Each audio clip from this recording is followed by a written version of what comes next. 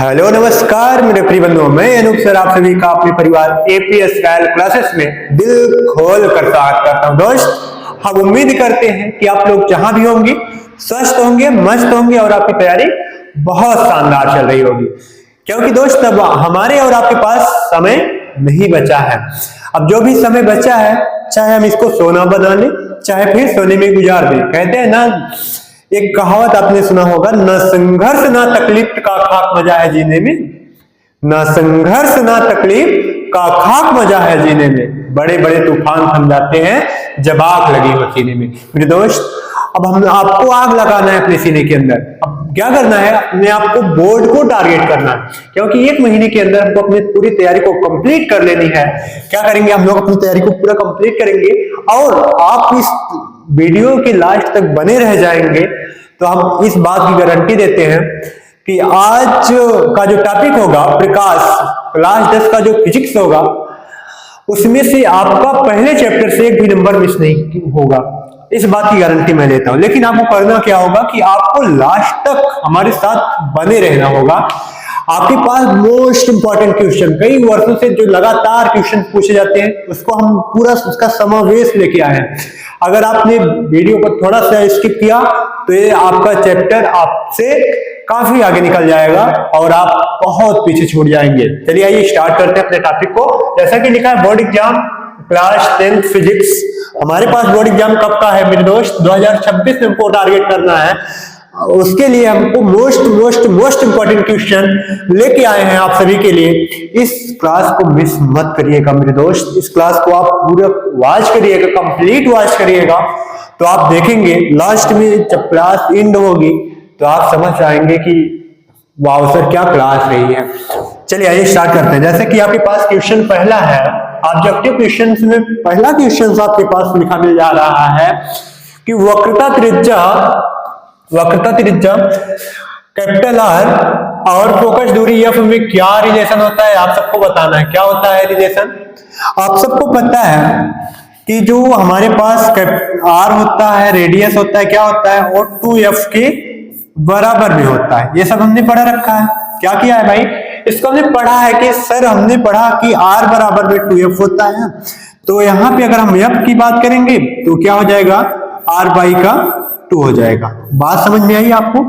आपका जो आपको इस दोनों में से कोई भी आपको मिले, इस ऑप्शन में कहीं भी आपको r बराबर 2f दिखाई दे या फिर f बराबर r बाई 2 कहीं पे दिखाई दे तो आपका ऑप्शन सही हो जाएगा। क्या हो जाएगा ऑप्शन सही? आइए मैच कराते हैं। f बराबर 1/r ये नहीं होगा, f बराबर 2r ये भी नहीं होगा, f बराबर r कभी नहीं होगा। अर्थात बचा क्या option? Option number A is a correct option बचा। अर्थात कहने का मतलब मेरे दोस्त, ऑप्शन नंबर ए बिल्कुल करेक्ट आंसर हो जाएगा आपका। इसलिए आप पहले क्वेश्चन में जो विकल्प है उसको गलत काटने का तरीका ढूंढिए। अगर गलत आपने काट लिया तो 100% यही आपको ट्रिक काम में आएगी। यही ट्रिक, ये 90 नहीं 99% तरीका जो है यही काम में आता है कि पहले आप क्या करें, 3 विकल्प को गलत कर दें। 3 विकल्प को अगर आप गलत कर देते हैं तो आपको सही करने के चांसेस 99% बढ़ जाते हैं। आइए क्वेश्चन नंबर सेकंड की बात करते हैं मेरे दोस्त। जैसा कि हमारे पास लिखा है, एक क्वेश्चन दिया गया हम सबको कि एक किसी अवतल दर्पण की वक्रता त्रिज्या कितनी है, 20 सेमी। किसी अवतल दर्पण की वक्रता त्रिज्या 20 सेमी है, इसकी फोकस दूरी क्या होगी? मेरे दोस्त, अभी जस्ट हमने पढ़ा कि फोकस दूरी और वक्रता त्रिज्या में क्या संबंध होता है। कि अभी हमने पढ़ा भाई r बराबर क्या होता है, 2f होता है। जी सर, अभी हमने पढ़ा जस्ट। या तो हम कह सकते हैं f बराबर r बाई में 2 होता है। सर ये भी बात तो सही है। अब आपको दिया क्या है, वक्रता त्रिज्या। वक्रता त्रिज्या कितना दिया है, 20 सेमी दिया है। त्रिज्या को किससे लिखते हैं, r for radius, f for focus length ना, आपको पता है सारी चीजें। चलिए आप बताएंगे कि जो आपके पास रेडियस है, रेडियस किस दर्पण की है, किस मिरर की है? तो कहेंगे सर ये जो रेडियस है वो अवतल की है। अवतल में जो होता है इसका साइन निगेटिव होता है। तो हम इसको वैल्यू यहाँ पुट करेंगे। यहाँ पे अगर हम वैल्यू पुट करेंगे तो f इक्वल माइनस का 20/2 आएगा। तो इसको हम इस तरीके से कैंसिल करेंगे तो आंसर हमारे पास निकल के आएगा माइनस का 10 सेंटीमीटर। जो विकल्प में आपको दिखेगा वो आपका करेक्ट ऑप्शन हो जाएगा। ये आपका option number B correct option हो जाएगा। सही है, option number B correct answer. बिल्कुल आसान है, कर सकते हैं आप लोग बहुत अच्छे बच्चे हैं। चलिए, अगर इतनी सारी बात समझ में आई है तो आप क्लास को लाइक कर दीजिएगा और चैनल पे नए आए हैं तो चैनल को सब्सक्राइब कर लीजिएगा, ताकि इस तरीके की आपको क्लास हमेशा मिलती रहे और बेहतर आपकी तैयारी होती रहे। तो दोस्त आइए बात करते हैं, किसी अवतल दर्पण द्वारा किसी वस्तु का आभासी तथा सीधा प्रतिबिंब बनाने के लिए उसे कहां रखना होगा। समझिएगा क्वेश्चन को, क्या कह रहा है, आभासी तथा सीधा प्रतिबिंब बनाने के लिए वस्तु को कहां पे रखना होगा, वस्तु को कहां पे रखना होगा, आप बताएंगे इसमें का आंसर। एक बात आपको दिमाग में याद करनी होगी कि हम सर पढ़े थे उत्तल दर्पण द्वारा प्रतिबिंब जब बनता है तो 6 कंडीशन से भी बनता है, और हमको बनाना क्या है, वस्तु का आभासी बड़ा और सीधा प्रतिबिंब एक कंडीशन में बनता है। भाई वो कंडीशन क्या होती है सर, मुझे नहीं पता, आइए मैं बताता हूं। वो होती है लास्ट कंडीशन, मेरे दोस्त याद करिएगा, कंडीशन नंबर 6। जब किसी वस्तु को हम कहां रखते हैं, उसके फोकस बिंदु और ध्रुव के बीच। मेरे दोस्त याद करिएगा, कौन सा, फोकस बिंदु अर्थात एफ और ध्रुव मतलब पी। जब हम इसको कहां रखते हैं, एफ और पी के बीच रखते हैं, तो क्या कर जाता है, उस तरीके से उधर भाग जाता है। क्या हो जाता है, उधर भाग जाता है। इसका हम कैसा बनाते हैं, वर्चुअल इमेजेस बनाते हैं, आभासी प्रतिबिंब बनाते हैं। क्योंकि जब इस तरीके से कोई ऑब्जेक्ट यहां पे रखी जाती है, ये मान लीजिएगा आपका अवतल दर्पण है और हम ये हमारा कोई पोल है, क्या है हमारे पास, कोई पोल है, और यहाँ पे हमारे पास क्या है, फोकस बिंदु है। क्या हमारे पास भाई, ये हमारे पास फोकस बिंदु है। ठीक इस तरीके से हमारे पास अगर ये फोकस बिंदु है, और हमको ये भी रूल पता है कि जो भी हमारे पास मेन एक्सिस के समांतर प्रकाश की किरण आती है, पैरेलल जब आती है, पैरेलल, तो इसमें क्या होता है, तो इसमें होता है जब प्रकाश की कोई भी किरण मुख्य अक्ष के समांतर आती है तो मुख्य फोकस से होके जाती है। ये तो रोज आपने पढ़ा है ना प्रतिबिंब बनाने के। चलिए उसके बाद, या फिर कोई भी किरण जितने कोण पे आती है, क्या करती है,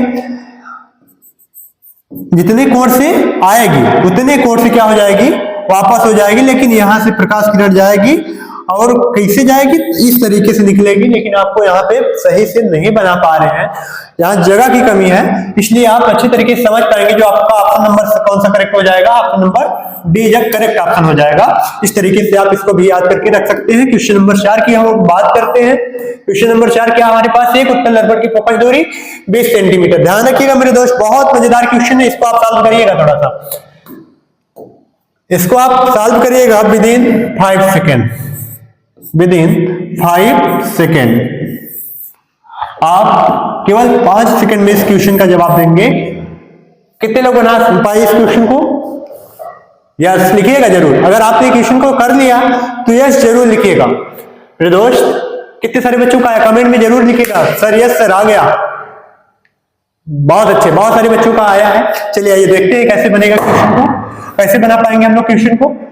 हम सब बना पाएंगे। एफ इक्वल में क्या पढ़े अभी हम लोग, आर बाई, सॉरी यही पढ़े हम लोग आर बाई में 2, या फिर आर बराबर में 2f। ये सारी चीजों को भी हमने जस्ट इसके पहले पढ़ा। तो यहाँ पे हमको पता है फोकस दूरी, क्या पता है, फोकल लेंथ, और फोकल लेंथ कितनी दिया है, 20 सेंटीमीटर। क्या पता है भाई, फोकल लेंथ कितना, 20 सेंटीमीटर।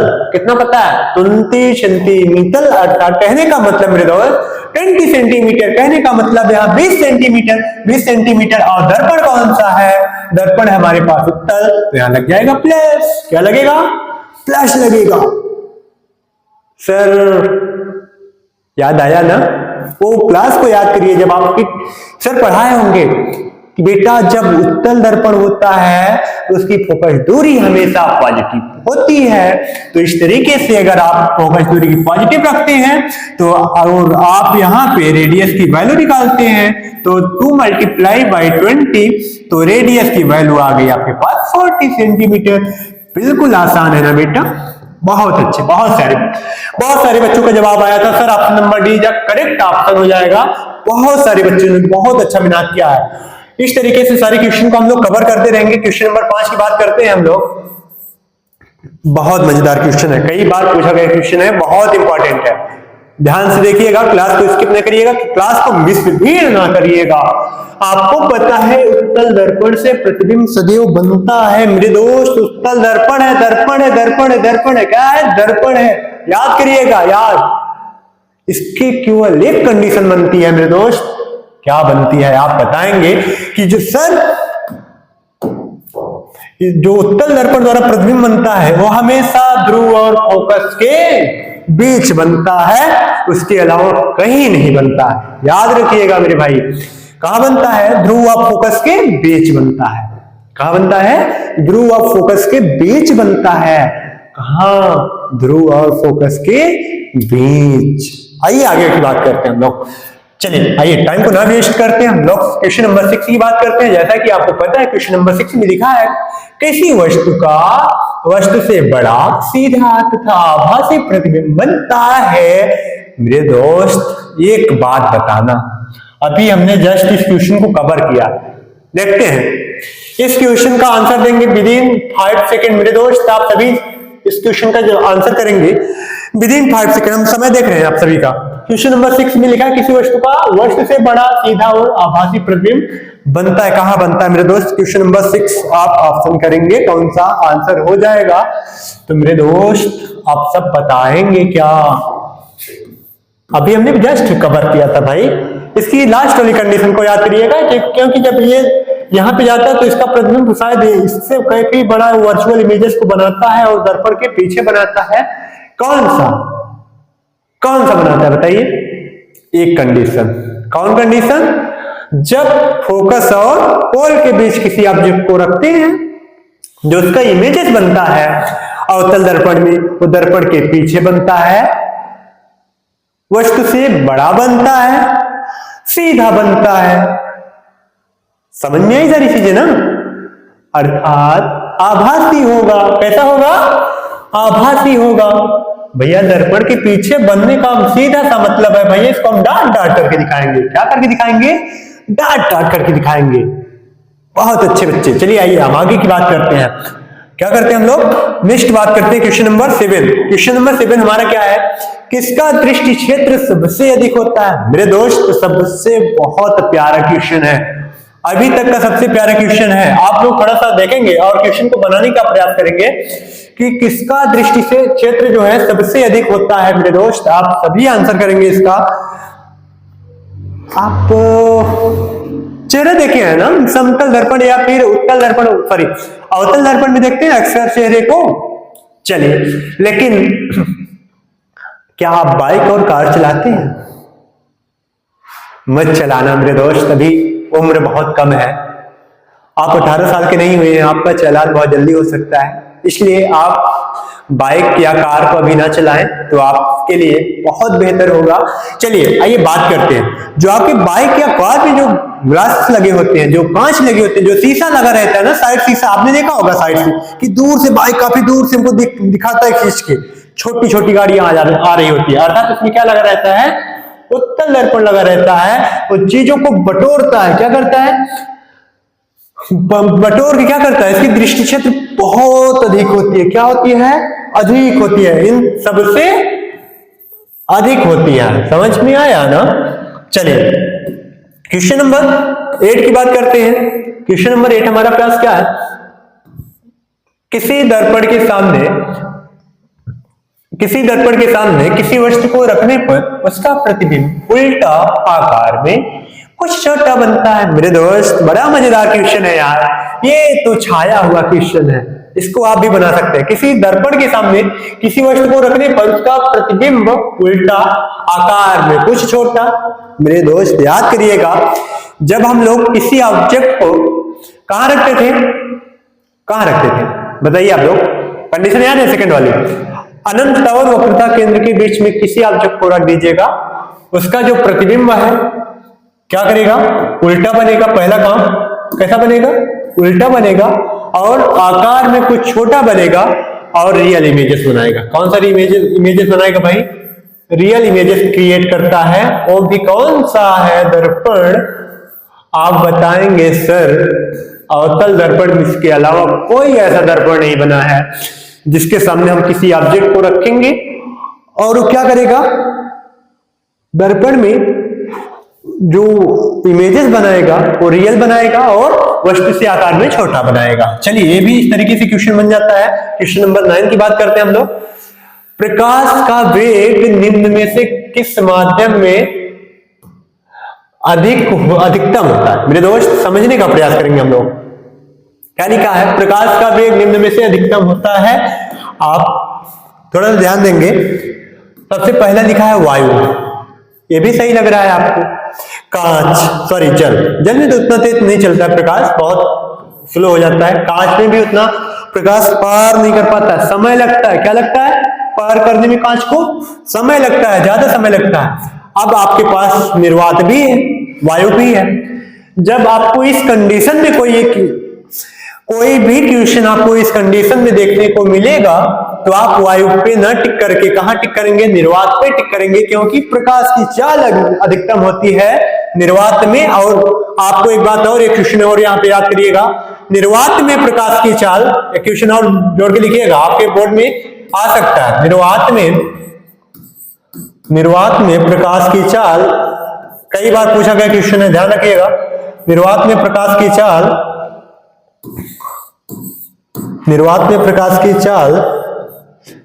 3 × 10⁸ मीटर पर सेकंड होती है। इस क्वेश्चन को भी नोट डाउन करते हुए चलेंगे, एक क्वेश्चन हमारे पास बोनस पॉइंट में मिल जाता है। इस तरीके से हम क्वेश्चन नंबर 10 की बात करते हैं। अब कांच का अपवर्तनांक होता है, आप लोग क्वेश्चन का आंसर करेंगे। कांच का अपवर्तनांक होता है मेरे दोस्त किस रंग के लिए अधिकतम होता है और किस रंग के लिए न्यूनतम होता है, इस सारी चीजों के लिए आप बताएंगे।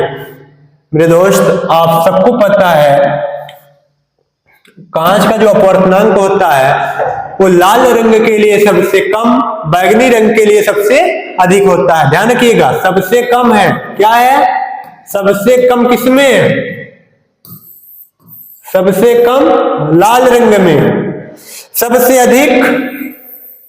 अधिकतम किसमें होगा, बैगनी रंग में। इसमें सबसे अधिक होगा, सबसे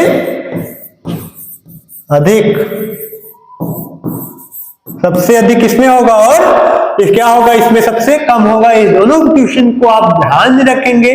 जब कांच का अपवर्तनांक कम होता है किस रंग के लिए, लाल रंग के लिए, अधिकतम होता है बैगनी रंग के लिए। इस क्वेश्चन को भी आप नोट डाउन करके चलेंगे। अब क्वेश्चन नंबर हम बात करते हैं 11 की। क्वेश्चन नंबर 11 हमारे पास क्या दे रखा है, आइए बात करते हैं क्वेश्चन नंबर 11 की। 11 क्वेश्चन नंबर में हमारे पास दिया गया है एक लेंस से 0.2 मीटर, कितना, 0.2 मीटर दूर रखी वस्तु, 0.2 मीटर दूर रखी वस्तु के आभासी प्रतिबिंब का आवर्धन 0.5 है। यह लेंस कौन सा होगा। मेरे दोस्त इस बात को आप ध्यान में रखेंगे, कितना हो जाएगा, 0.2 मीटर फोकस दूरी वाला कौन सा लेंस हो जाएगा, आपके पास हो जाएगा अवतल लेंस। कौन सा लेंस हो जाएगा, अवतल लेंस हो जाएगा। इस तरीके से option number B correct answer हो जाएगा। क्वेश्चन नंबर 11 का ऑप्शन नंबर बी जब करेक्ट ऑप्शन हो जाएगा, ध्यान से नोट करिएगा इसको। आपको क्वेश्चन नंबर 12 की बात करते हैं। क्वेश्चन नंबर 12 हमारे पास क्या दे रखा है, क्वेश्चन नंबर 12 हमारे पास है 50 सेमी फोकस दूरी वाले, 50 सेमी फोकस दूरी वाले उत्तल लेंस की क्षमता होगी। क्या है, उत्तल लेंस की क्षमता होगी।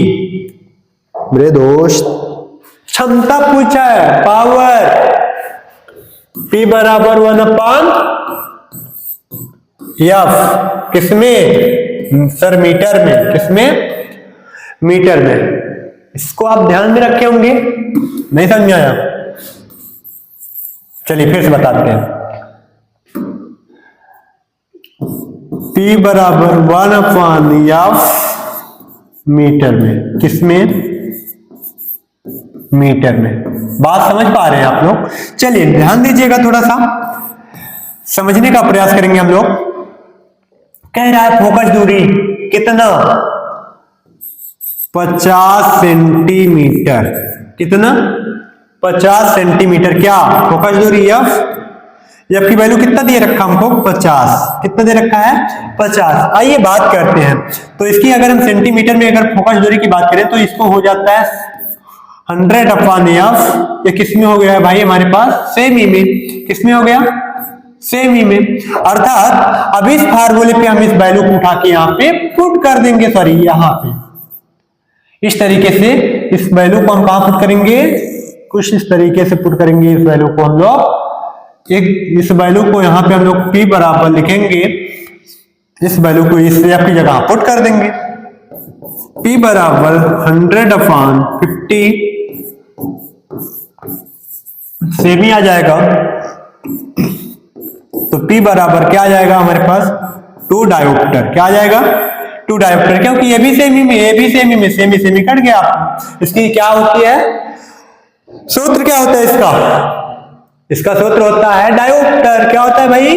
डायोप्टर होता है। आइए क्वेश्चन नंबर आगे की बात करें, अगर हम क्वेश्चन नंबर 13 की बात करें हम, क्या होता है? क्या होता है?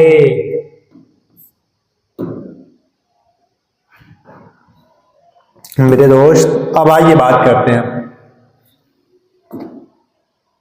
Question number 13। एक उत्तल लेंस की फोकस दूरी 20 सेमी है, तो इसकी क्षमता क्या होगी? मेरे दोस्त अभी आप जस्ट इसका सॉल्यूशन अभी इसके पहले वाले क्वेश्चन में किए हैं। इस तरीके से आप इसको भी सॉल्व करके बताएंगे with in 5 second. With in 5 second, 5 second के अंदर इसको आपको सॉल्व करके बताना है कि मेरे दोस्त इसका आंसर क्या होगा। क्या होगा इसका आंसर? आप लोग आंसर करेंगे। क्या इसका आंसर होगा? आप सबको पता है कि सर जो फोकस दूरी होती है एफ, वो उत्तल लेंस के लिए हमेशा पॉजिटिव होती है। किस कैसी होती है? पॉजिटिव होती है। ये भी ठीक है भाई। क्या पूछा है? P पूछा है सर। क्या करेंगे भाई? अभी फार्मूला हमने पढ़ा। तो P बराबर 100/f किसमें? सेमी में। किसमें? मेरे भाई सेंटीमीटर में ना। चलिए आइए, मजा आता है, सॉल्व करिए ना। बहुत सारे बच्चों का आया भी है, बहुत सारे बच्चे आंसर कर रहे हैं। ये 20 हो जाएगा सर, ये कटने के बाद आएगा 5D। 5D का मतलब 5 डायोप्टर। 5 डायोप्टर वो प्लस का आया माइनस का? सर प्लस का। कैसा आया है? प्लस का 5 dioptre. Option number C is correct option हो जाएगा। Option number C is correct answer हो जाएगा मेरे दोस्त। आप बात करते हैं क्वेश्चन नंबर 14। क्वेश्चन नंबर 14 हमारे पास यह समतल दर्पण की फोकस दूरी होती है। मेरे दोस्त समझने वाली क्वेश्चन है, बहुत मजेदार है क्वेश्चन, बहुत इंपॉर्टेंट क्वेश्चन है। ध्यान रखिएगा, क्वेश्चन बहुत इंपॉर्टेंट है, मोस्ट इंपॉर्टेंट क्वेश्चन है। Important question, most important question, कई बार पूछा गया क्वेश्चन है। आप इसको याद करके रखेंगे। पूछा गया है समतल दर्पण की फोकस दूरी होती है। क्या? समतल दर्पण की फोकस दूरी होती है। क्या होती है मेरे दोस्त? आपको पता है? शून्य होती है ना बाबा ना। नॉर्मल डिस्टेंस क्या होती है? 25 सेंटीमीटर।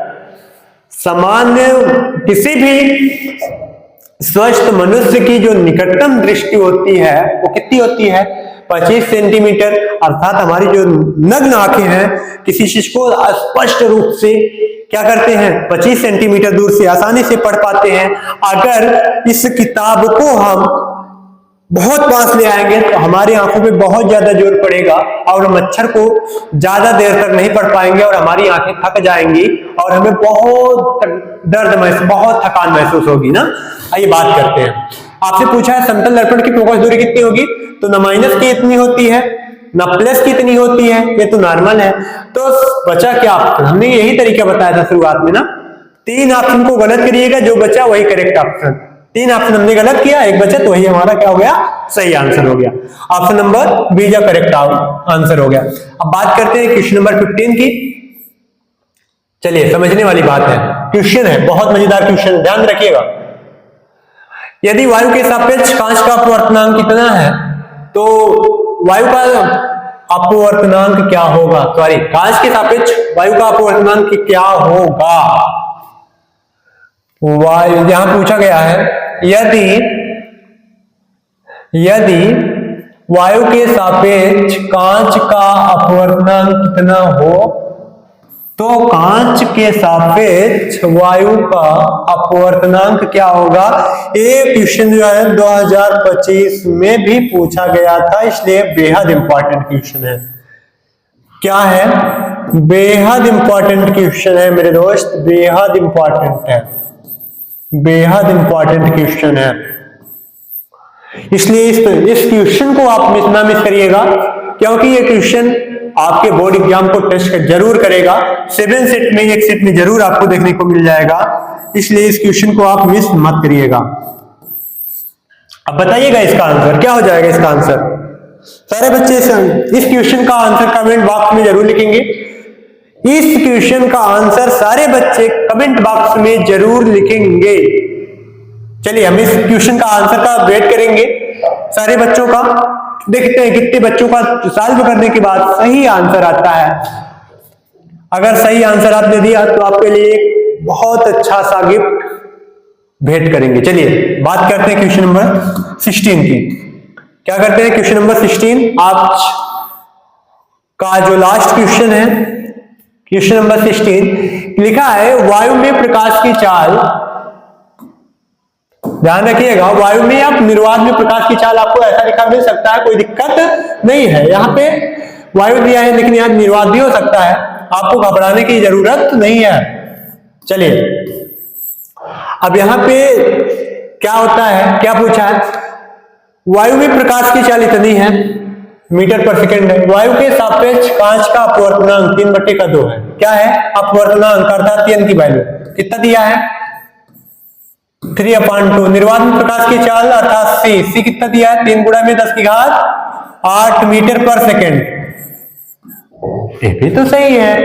चलिए, पूछा क्या है, कांच में प्रकाश की चाल, किसमें, कांच में, कांच में, कांच में प्रकाश की चाल,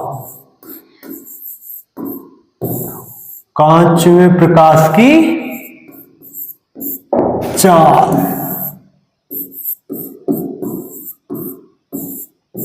कांच में प्रकाश की चाल। ले बेटा, याद आ गया ना आपको, क्रिस का गाना सुनेगा ना, वही है। ले बेटा, सॉल्व करना इसको, आगे सॉल्व करो, गधों कहीं के, इसको सॉल्व तो करो।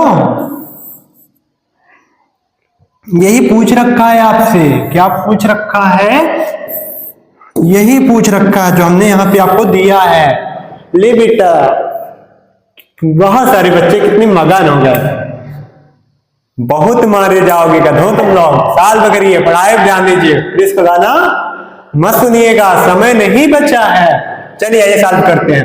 इसका फार्मूला क्या होता है हमारे पास कि सर अपवर्तनांक बराबर होता है निर्वात में प्रकाश की चाल, किसमें, निर्वात में प्रकाश की चाल, निर्वात में प्रकाश की चाल, प्रकाश की चाल अपॉन किसी माध्यम में प्रकाश की चाल, किसमें, माध्यम में प्रकाश की चाल, प्रकाश की चाल। चलिए, बात करते हैं। तो n की वैल्यू आपके पास है 3/2 इक्वल में, इसकी वैल्यू है 3 इंटू मल्टीप्लाई बाई 10⁸, इसकी वैल्यू मान लेते हैं v।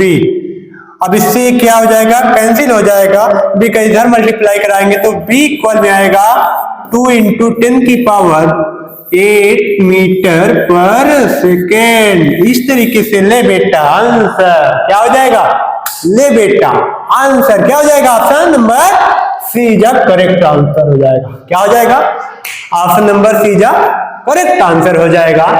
इस तरीके से मेरे दोस्त आज का एक कैसा क्लास रहा आप लोग कमेंट बॉक्स में कमेंट करके जरूर बताइएगा, और आप सभी लोग इस क्लास को ज्यादा से ज्यादा लोगों तक शेयर कीजिएगा, क्योंकि बहुत मजा आएगा अगर आप लोग, हमें बहुत सुकून मिलेगा, बहुत अच्छा लगेगा अगर इस क्लास को आप जितना ज्यादा प्यार देंगे उतने ही ज्यादा एनर्जी के साथ हम आपके साथ जुड़ पाएंगे।